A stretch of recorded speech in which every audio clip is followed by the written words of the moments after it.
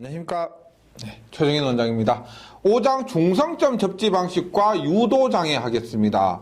일단 중성점 접지 방식은 말 그대로 중성점을 땅에 접한다는 겁니다. 그래서 중성점을 땅으로 연결한다는 것이고요. 그 다음에 유도장애는 전기가 지나가면 전류가 흐르면 전력선에 전류가 흐르게 되면은 우리가 일반적으로 옆에 있는 통신선이 있습니다. 이 통신선이란 것은 한전에서 전력 운용을 위해서 설치하는, 그러니까 전기 신호 있죠. 그런 것도 주고받고 하는 그런 선을 통신선이라 하는데, 이런 통신선에 장애를 발생시킨다는 겁니다. 그래서 이번 장에 하는 중성점 접지 방식과 유도 장애도 송전에서 얘기하는 거잖아요. 그래서 직접 전기를 우리가 다루게 되면은 굉장히 중요한 부분입니다. 이것도, 그래서 중성점 접지 방식과 유도 장애를 한번 시작해 보는데요. 여기서 좀 착각하시는 부분이 있는데, 보세요. 중성점 접지 방식은 이렇게 보시면 됩니다. 우리가 접지가 있습니다. 굉장히 많은 분들이 착각하시는 건데, 접지는 땅에 선을 연결하는 거예요. 그런데 접지의 종류가 두 가지가 있습니다. 일단 개통 접지가 있고요. 개통 접지가 있고 기기의 접지가 있어요. 기기의 접지. 우리가 개통 접지라는 것은 지금처럼 송전선로 있죠. 송전선로, 그 다음에 배전선로 있죠. 이런 큰 전압에서 중성점을 접지하는 걸 얘기하고요. 기기의 접지는 우리가 모터에 접지한다든지 예전에 세탁기에 접지한다든지 이런 기기에 접지하는 겁니다. 그랬을 때 목적도 다릅니다. 우리가 개통 접지는 이상 전압을 방지하고 그 다음에 계전기의 동작을 확실하게 하는 그런 목적이 주가 된다면은, 기기의 접지는 사람이 감전되는 거, 그래서 인체나 기기를 보호하는 목적입니다. 그래서 우리가 보통 접지랑 똑같은 접지라고 해서 개통 접지, 기기 접지 똑같이 보시는 경우가 있는데 목적도 좀 다르고요, 방법도 다릅니다. 그래서 지금 여기에서 우리가 송전선을 하고 있잖아요. 그래서 개통 접지의 중성점 접지와 그다음에 비접지로 나누어집니다. 중성점 접지와 비접지. 중성점 접지는 일반적으로 우리가 Y결선, 왜냐하면 중성점이 있어야 중성점 접지를 할 수가 있습니다. 중성점이 있어야. 근데 Y결선은 중성점이 있는데, 맞죠? 델타 결선은 중성점이 없습니다. 그래서 비접지 하는 게 아니고 못하는 거죠. 접지를 중성점 접지를 못하는데 지금 중성점 접지를 못하는 거예요. 델타 결선은. 네. 그리고 Y 결선 중성점 접지에 뭐가 있느냐? 직접 접지와 그다음에 소호 리액터 접지와 그다음에 저항 접지가 있습니다. 근데 요즘 대부분은 직접 접지고요. 대부분 직접 접지고, 소호 리액터 접지와 저항 접지도 중성점 접지의 종류는 맞습니다. 그 다음에 비접지는 델타 결선인데, 실제 우리가 Y 결선도 있죠. 접지 안 하면 비접지가 됩니다. 우리가 Y 결선 이렇게 있죠. Y 결선 이렇게 있는데,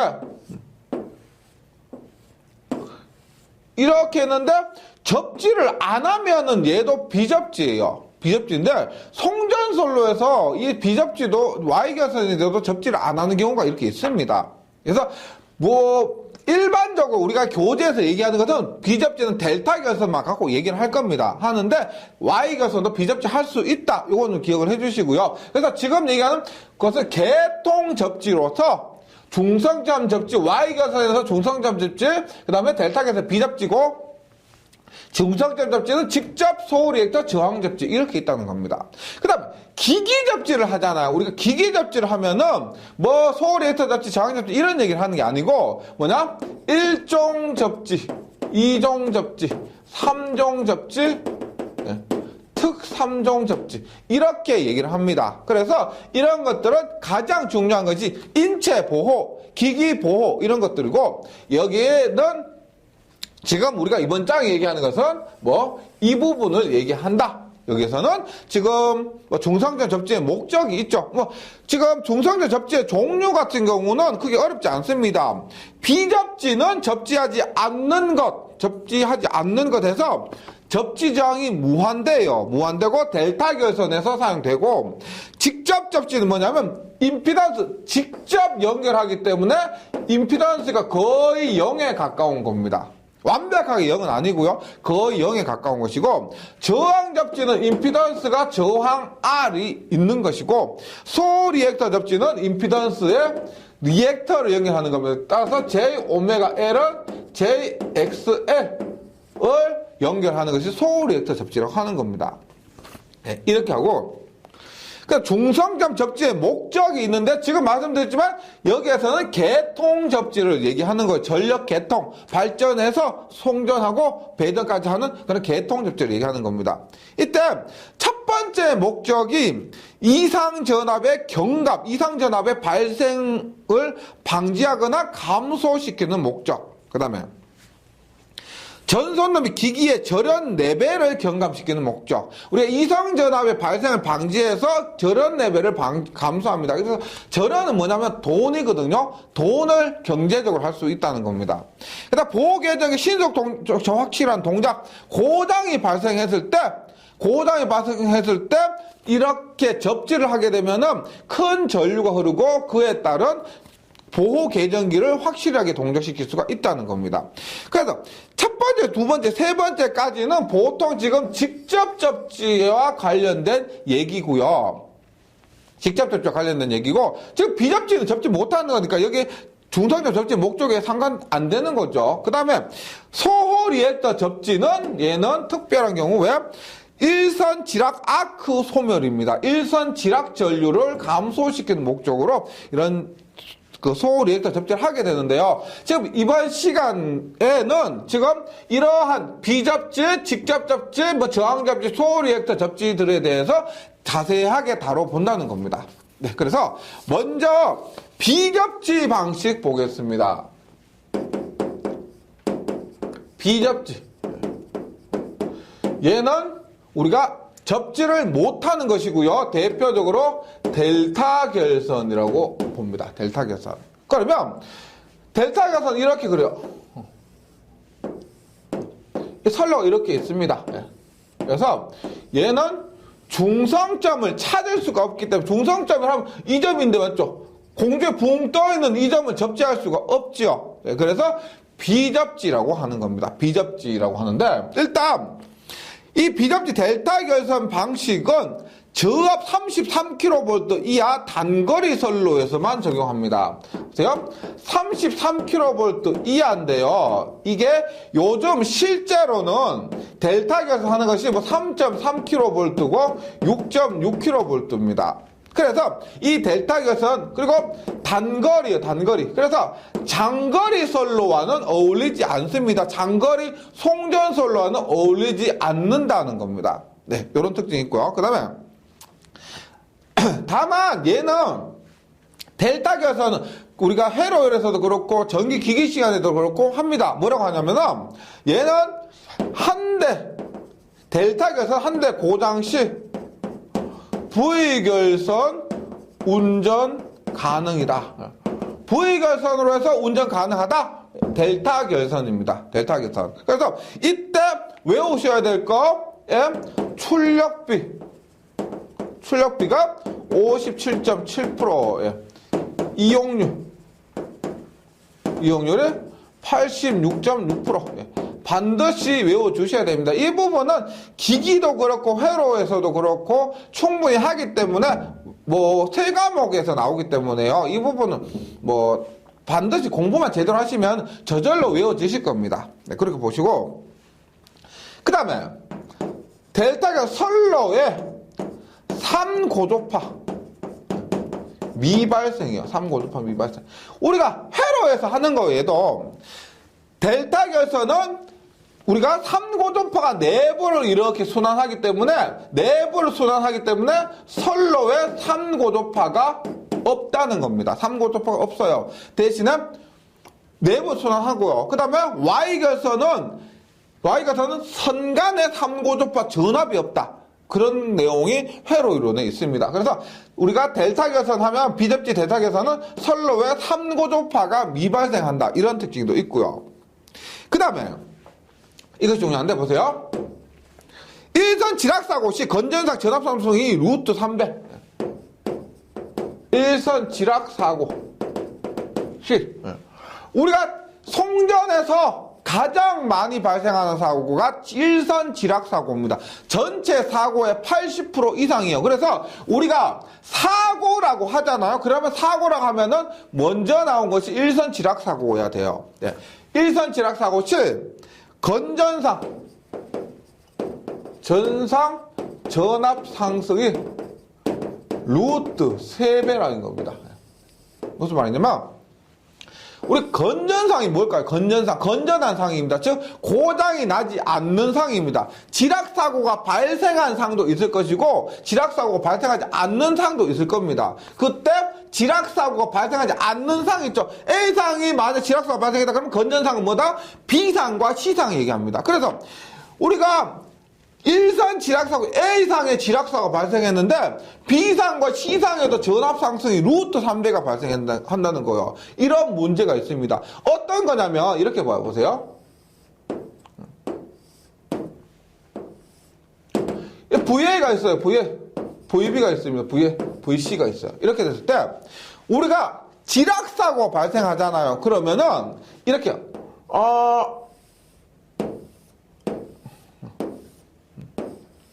이렇게 지락사가 발생하면 얘가 이렇게 A상이 땅으로 떨어졌다는 겁니다. 그렇게 되면 지금 전원이 계속 공급되어 있기 때문에 어떻게 볼 수가 있냐면 지금 지락 땅이 중성점입니다. 이 땅은 대지에 즉 ABC상의 가운데예요. 즉 여기가 대지가 돼요. 여기가 대지. 여기가 대지인데 이것이 보세요. 이렇게 붙었다는데 여기에서 A상에서 전기를 항상 공급하고 있기 때문에 뭐다? 이 점이 반대로 있죠. 이 점이 이렇게 올라가 버리는 겁니다. 즉 중성점이 A점으로 올라가 버린다는 거예요. 중성점이 A점으로. 그렇게 되면은 우리가 보세요.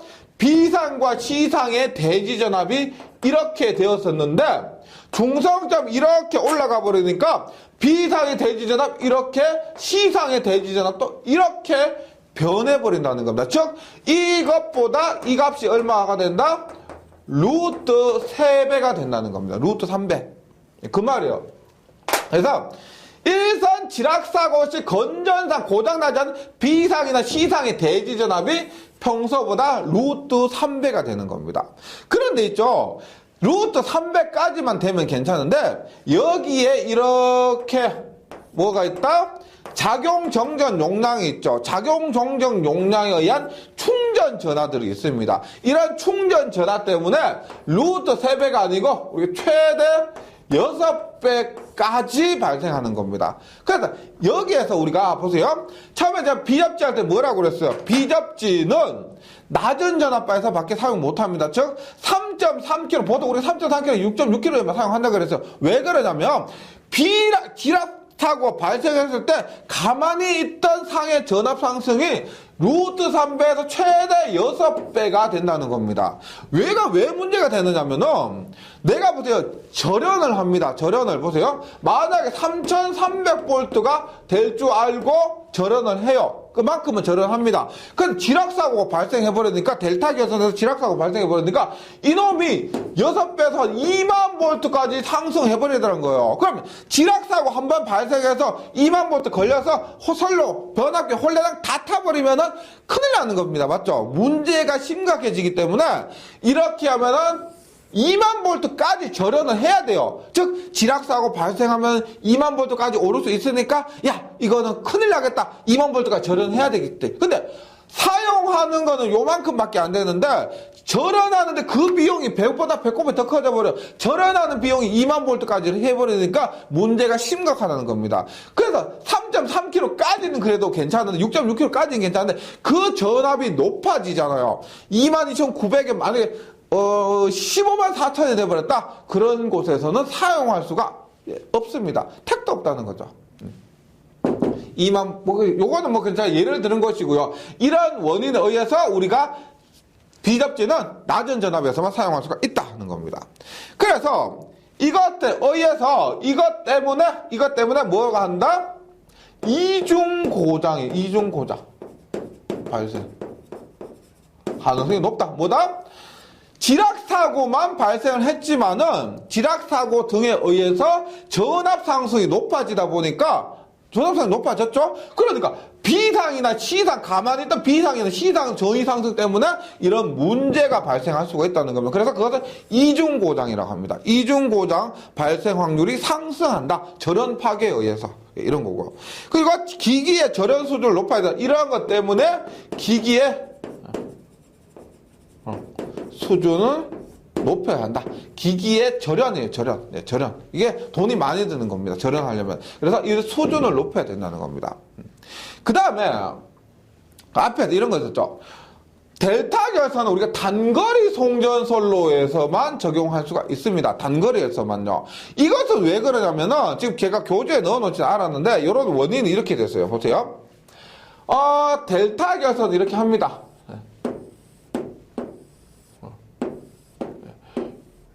조금 믿기 어려우실 수도 있는데요.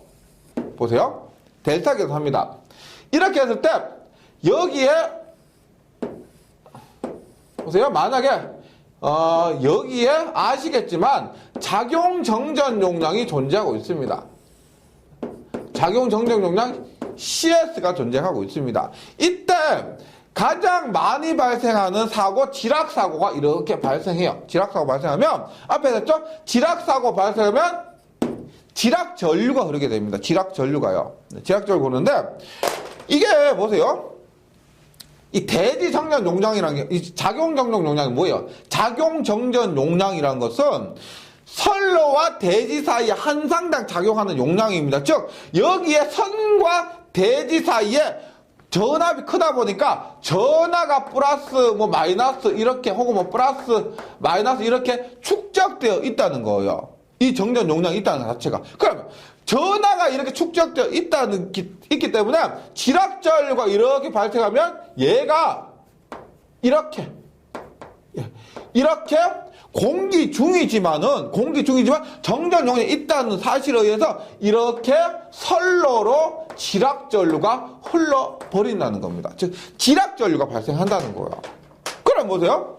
이때 흐르는 지락전류는 얼마냐? 지금 작용전전 용량이 C라고 했을 때요. 얼마? XC분의 지금 지락사가 발생했을 때 XC분의 여기에 걸리는 대지전압 루트 3분의 V죠. 여기에는 대지전압이 걸립니다. 맞죠? 대지전압에 의해서 루트 3분의 V란 전압이 걸립니다. 예. 그러면 XC는 얼마예요? C 하니까 얼마? 3ωC분의 1분의 루트 3분의 V가 되고 얘는 그냥 2라고 할게요. 요 놈을 대지전압 2라고 하면은 얼마? 3ωC 2가 된다는 겁니다. 3ωC2. 그런데 여기에서 이 C값이 있죠. C값은 아시겠지만 마이크로 페로 퍼 킬로미터입니다. 1km당 이만큼 페럿이요. 따라서 전체 지락전류는 여기에 곱하기 L을 해야 됩니다. 요거 필기에서는 잘 안 나오는데요. 실기에서 잘 나와요. 요렇게 된다는 겁니다. 그래서 IG는 얼마? 3ωC2 L에 의해서 이때 지락사고 발생하면 흐르는 지락전류가 크다는 거예요. 크다는 겁니다. 그러면 이것이 어떻게? 이것이 길이가 크면 클수록, 길이가 길면 길수록 IG가 더 커지기 때문에 장거리에서는 어떤 보호장치 없이 장거리에서 사용하기가 어렵다는 겁니다. 그래서 요것을 단거리에서만 적용하고요. 그 다음에 요거 보세요. 이렇게 지락전류가 흐르죠. 지락전류는 콘덴서에 의해서 흐르는 전류, 콘덴서를 통해서 흐르는 전류입니다. 따라서 이럴 때 흐르는 전류는 콘덴서가 흐르는 전류니까 진상전류죠. 90도 저항성분 없이 콘덴서를 통해서 이렇게 공기 중으로 기어 올라가는 전류이기 때문에 지락전류는 90도 앞선 진상전류가 된다는 겁니다. 이런 부분까지 해서 이것이 비접지예요. 별거 아닌 것 같았는데 이렇게 비접지의 특성이나 이러한 현상들이 있어요. 이런 것들이 있는데 그 다음에 직접 접지 방식입니다. 직접 접지 방식. 얘가 우리가 일반적으로 송전에서 얘기하는 접지는 이 직접 접지예요. 직접 접지는 당연히 Y결선이겠죠. Y결선입니다. 보세요. 이렇게 봅니다.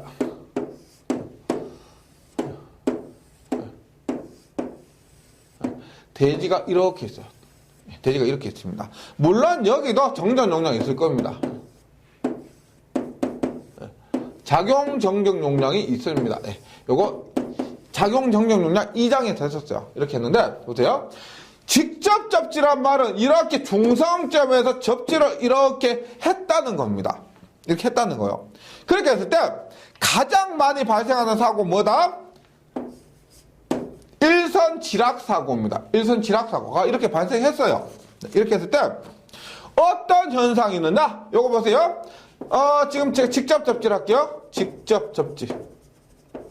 하나부터 봅니다. 하나부터 봅니다. 첫 번째, 직접 접지는, 우리가 대표적인 건 지락사고 많으니까 지금 제가 예를 지락사고를 가지고만 계속 얘기를 합니다. 단선사고 이런 거 아니고요. 봅니다. 첫 번째, 일선 지락 시 건전상의 대지전압 상승이 거의 없다. 이유가 이거요. 일선 지락 사고 시 건전상, 고장나는 전압 상승이 거의 없다. 가장 큰 이유가 이겁니다. 왜냐하면 보세요. 지금 지락사고 발생해서 이렇게 봅니다. 이렇게 했어요. 보세요. 지금 중성점이 여기에요. 중성점이 여기인데 지락사고가 발생했다. 지락사고 발생했다. 그것이 땅이에요. 땅. 이것이 A상 올라가는 게 아니고 보세요. 얘가 땅으로 연결되어 있기 때문에 그놈이 어떻게 된다? 중성점으로 되어 있다는 겁니다. 즉 지락사고가 발생을 해도 이 선이 어떻게 중성점으로 옮겨간다는 거예요. 지락점이 어떻게 이렇게 중성점으로 옮겨가는 겁니다. 따라서 이 선이 지락했기 때문에 만약에 A상이 지락했다고 하면은 A상의 전압은 0이 되는 거예요. 0이 되는데 지금 이렇게 연결되어 있으니까요. 그런데 B상이나 VB상이나 VC상은 중성점 처음과 똑같죠. 대지답이 처음과 똑같다는 겁니다. 즉 원래 대지답이 여기에서 여기인데요. 접지돼봤자 지락사고 돼봤자 여기에서 이렇게 되는 거예요. 따라서 처음과 똑같다는 의미입니다. 처음과 똑같다. 그래서 지락사고 시 A상 지락사고 했죠. 지락된 상의 전압은 0이지만은 건전상은 전압 상승이 거의 없다는 겁니다. 우리가 앞에서 비접지에서 가장 큰 문제가 이런 것 때문에 지락사고 발생했을 때 건전사 전압 상승 루트 3배 최소 6배까지 발생해서 뭐 이중사고 절연을 높게 해야 된다 이런 문제가 있었는데 얘는 그런 것이 괜찮다는 거죠. 그 다음에 따라서 우리가 비접지에서도 문제가 됐던 것보다 전력 레벨을 감소시킬 수가 있다는 겁니다. 저런 레벨을 즉 만약에 154kg를 쓰잖아요. 그런데 고장 나도 문제가 안 생기니까 절연도 154kg만큼만 하면 됩니다. 그런데 보세요. 만약에 얘가 선간전압이 154kg요. 154kg. 그런데 우리가 절연하는 건 요만큼이죠. 요거 절연 얼마요? 루트 3분의 154kg만큼만 해도 됩니다. 그래서 델타 결선은 154를 쓴다고 하면 선간전압과 상전압이 똑같기 때문에 모두 절연도 154를 해야 되는데 여기에서는 154를 쓰면 이 절연은 루트 3분의 154만큼만 해도 된다는 겁니다. 그래서 절연 레벨 감소 요거 돈입니다. 돈. 절연을 감소시킬 수가 있다는 거죠. 그 다음에 보세요. 보호견적인 동작 확실. 동작 확실. 얘는 보세요. 안 좋은 거죠. 보호견이 좋다고 볼 수도 있고 안 좋다고 볼 수도 있습니다. 이런 얘기요. 우리가 앞에서는 지락상이 됐어. 지락이 이렇게 됐습니다. 여기에 루트 3분의 V가 걸려 있어요. 대지전압이요.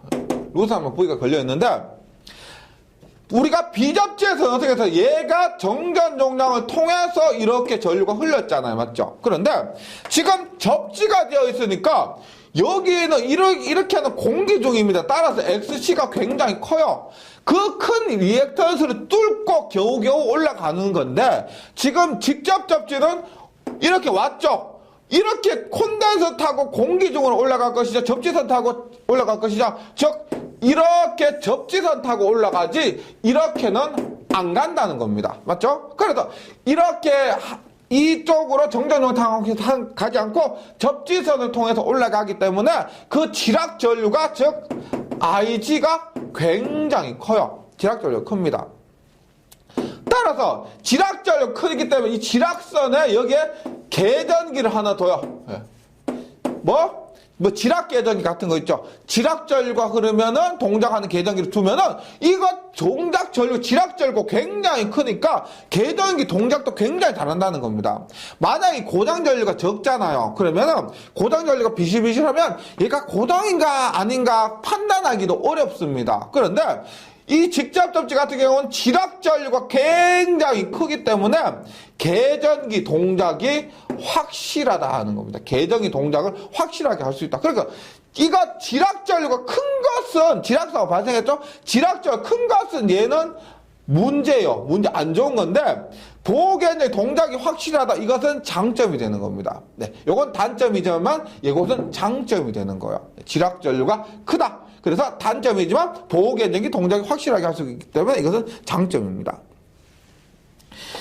그 다음에 변압기의 중성점이 영전이 부근에 유지되기 때문에 변압기 중성점이 이것이 뭐다? 접지와 연결됐죠. 접지는 우리가 일반적으로 0V라고 합니다. 접지는 0V라고 하고요. 그 접지가 0V인데 이렇게 연결했으니까 중성점 전위도 0V가 되는 겁니다. 0V요. 그래서 중성점이 0V 전 부근에 유지되므로 단절연 변압기 사용하다. 우리가 단절연이라는 것은 절연을 단계별로 한다는 겁니다. 절연을 단계로 둘 수가 있다. 예. 우리가 전압이 높은 곳은 절연을 높게 하고 전압이 낮은 곳은 절연을 낮게 하고 이렇게 차등을 둘 수가 있다는 겁니다.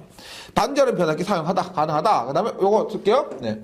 얘는 단절연 변압기 사용 가능. 이렇게. 단절연 변압기 사용 가능. 그 다음에, 요거 보세요. 지락 전류가 저역률의 대전류이므로 과도 안정도가 나쁘다는 겁니다. 요거 뭐, 제가 너무 많이 썼으니까, 이제 다시 그릴게요. 보세요. 지락 전류, 우리가 이렇게 일반적 변압기나 발전기라고 합니다. 이렇게. 보세요. 이렇게 됩니다. 이렇게 했을 때, 보세요. 중성점이 연결 이렇게 되어 있는데, 거의 저항이 거의 없다고 보는 거예요. 이때 지락전류가 흐릅니다. 지락전류 흐르게 되면, 보세요. 이때 지락전류는 이렇게 흐르죠. 이렇게. 페르프가 이렇게 형성되는 겁니다. 이렇게 흐르는 거.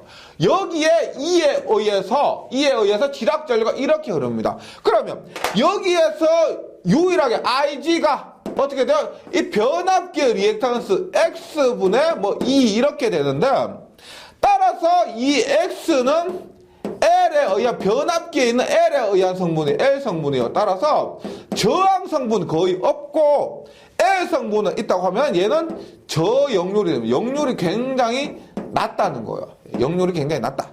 저역률의 대전류, 지락전류 아까 전에 했지만 여기에 저항 성분이 없기 때문에 전류가, 지락전류가 굉장히 커요. 그래서 과도 안정도가 나쁘다. 과도 안정도라는 것은 뭐냐면 우리가 과도 안정도, 이번 장에 뒤에 보시면 있는데 얘는 지락사고를 보세요.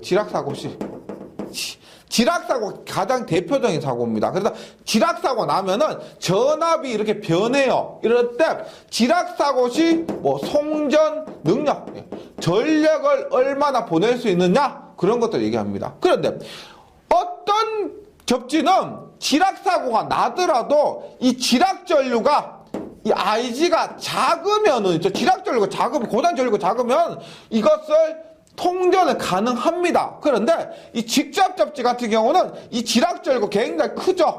얘가 크기 때문에 지락사고 발생하면 송전 능력이 거의 없다는 겁니다. 전력을 거의 통전할 수가 없다는 거예요. 따라서 이 과도 안정도가 나쁘다. 직접 접지의 가장 안 좋은 단점 중에 하나가 이런 것이 있습니다. 지락전류가 커서 과도 안정도가 나쁘다. 이런 것이 있어요. 예. 그 다음에 지락고장 시 통신선의 전자 유도 장애를 크게 미친다. 예, 요건 접지선이 있죠. 앞에 됐지만 우리가 통신선 유도 장애는 영상 전류가 발생시킨다고 했습니다. 근데 영상 전류 여기 접지선이 있기 때문에 영상 전류가 많습니다. 그래서 지락 사고 시 통신선 유도 장애가 많습니다. 통신선에 유도 장애가 많다. 그 다음에 지락전류가 크기 때문에 기기의 수명이 짧아져. 기기의 수명이 짧아집니다. 네. 통신선 우리가 지금 보시면 가장 큰 문제는 지락전류가 큰 것이죠. 맞죠? 지락전류 큰 것입니다. 이런 것들 때문에 과도 안정도가 나쁘고, 그 다음에 통신선 유도장애도 크고, 그 다음에 기기의 수명도 짧아지고, 이런 문제가 있습니다. 근데 장점으로는 이렇게 또 하나 있어요. 장점으로는, 알겠죠? 이것은 지락사고만 얘기했는데, 단선사고 시에는요, 선이 끊어진 거 있죠. 단선 사고 시는 이상전압이 최소로서 이러한 또 장점은 하나 있습니다. 단선 사고 시 이상전압이 최소다. 이런 장점이 있어요. 이런 것들은 장점을 보시고, 요것이 그 직접 접지는 근데 보시면 결과적으로 딱 얘기를 해보면 제일 좋은 건 뭐냐면 가장 많이 발생하는 지락 사고 시에도 이상전압 상승이 없기 때문에 절연 비용이 감소되는 겁니다. 절연 때문에 그래요. 그래서 우리가 직접 접지는 154km 이상에서는 다 직접 접지라고 보시면 됩니다. 일반적으로 초고압에서는 직접 접지를 가장 써요. 근데 문제는 뭐냐면 여기에 직접 접지는 저항값이 작다 보니까 이런 지락 전류가 크다는 겁니다. 지락 전류. 그래서 다음 시간에 알겠지만 이것 때문에 우리가 지락 전류를 감소시키는 목적으로서 소호 리액터 접지를 하게 돼요. 소호 리액터 접지. 얘는 뭐냐면 직접 접지에서 문제가 되는 지락 전류를 감소시키기 위한 그 접지가 이겁니다. 네. 그래서 직접 접지는 굉장히 중요하니까요. 꼭 기억을 해주시고. 그다음 직접 접지에서 이런 게 있어요. 유효 접지라는 게 있어요. 유효 접지. 유효 접지는 뭐냐면은요. 직접 접지에도 그 접지선에 당연히 선을 땅과 바로 붙였지만은 저항값은 존재한다는 겁니다. 저항값 존재하기 때문에 실제로는 우리가 건전산의 전압 상승이 0이라 그랬지만은요, 실제로는 저항값 때문에 존재를 하게 됩니다. 존재를 하게 돼요. 그래서 유효 접지라는 것은 뭐냐면 지락사고 시 건전산의 전압 상승이 1.3배, 이게 가장 중요합니다. 이하로 되도록 접지하는 거. 그래서 보세요. 유효 접지란 일선 지락 고장 시요. 건전상 전압 상승이 상규 대지 전압에 맞죠? 이상적인 경우는 1배입니다. 똑같아요. 이상적인 경우 1배인데 1.3배를 넘지 않는 범위에서 들도록 중성적 임피던스를 조절해서 접지하는 방식입니다. 그래서 저항값이 어느 정도 크면은 이 전압이 1.3배 가지고 1.5배, 1.6배 이렇게 될 거라는 거예요. 그런데 이 저항값을 조정해서 최대한 낮춰가지고 1.3배 안에 들도록 하는 것이 유효 접지다는 겁니다. 이런 것도 실기에서도 잘 나와요. 유효 접지에 대해서 쓰시오. 뭐냐? 여기 있는 거 그대로 쓰십니다. 바로 일선 지락 고장 시 건전상, 고장나지 않은 건전상의 전압 상승이 상규 대지 전압의 1.3배를 넘지 않은 범위에서 들도록 중성적 임피던스 값을 조정해서 접지하는 방식입니다. 직접 접지에서 사용하는 거예요. 네. 직접 접지고, 그 다음에 뭐가 있느냐? 저항 접지입니다. 저항 접지인데, 얘는 좀 어중간하죠. 예.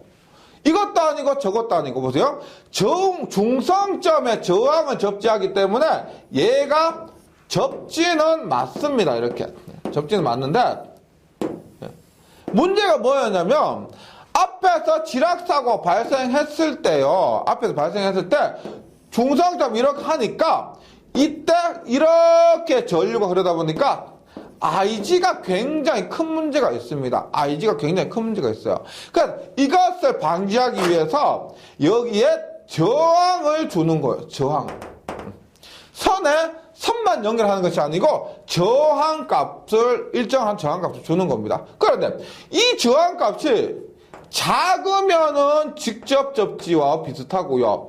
이 저항값이 크면은 뭐요? 델타 계산 비접지와 비슷하죠. 어중간하기 때문에 요즘은 많이 사용 안 되는 방식입니다. 그래서 저항 접지를 한번 보면은요. 저항 접지는 종류로서 고저항 접지 방식은 이것이 고저항입니다. 높을 때는 비접지와 비슷해요. 비접지와 비슷한데 그 저항값을 100옴에서 1000옴 정도입니다. 이 수치는 기억을 해주시기 바랍니다. 100옴에서 1000옴 정도고요. 저저항 접지는 30옴 정도입니다. 이 저항값은 30옴 정도에서 하는데 우리가 30옴에서는 직접 접지도 아니고 지락적으로 그렇게 많이 해결해 주는 것도 아니고 그래서 어중간하다는 겁니다. 특징 보세요. 접지장 값이 너무 낮으면은 고장 발생 시 통신선 유도장이 커지고 반대로 높으면은 지락 계정의 동작이 곤란함과 동시에 건전상 대지진압 상승을 초래한다는 겁니다. 이것도 아니고 저것도 아니에요. 그래서 경제상 측면에서 대부분 직접 접지 방식으로 앞에서 직접 접지 방식으로 전환되는 추세에 있다는 겁니다. 이것이 저항 접지 방식이요. 네. 그래서 이번 시간에 비접지, 직접 접지, 그 다음에 저항 접지를 했고요. 다음 시간에 이어서 요거 앞에서 직접 접지에서 문제가 되는 소리액터 접지에 대해서 하고, 그 다음에 바로 유도장애 부분으로 넘어가도록 하겠습니다. 이번 시간 한 거 저항 접지에서는 저항값 정도만 하고요. 그 다음에 비접지나 직접 접지에 대해서 제가 적어드린 특성들이 있죠. 교재에 있는 특성들 완벽하게 정리해서 숙지를 해주시기 바랍니다. 문제, 요것만 숙지하셔도 문제 술술 풀릴 겁니다. 예, 잘 정리해 주시고 다음 시간에 뵙도록 하겠습니다. 수고하셨습니다.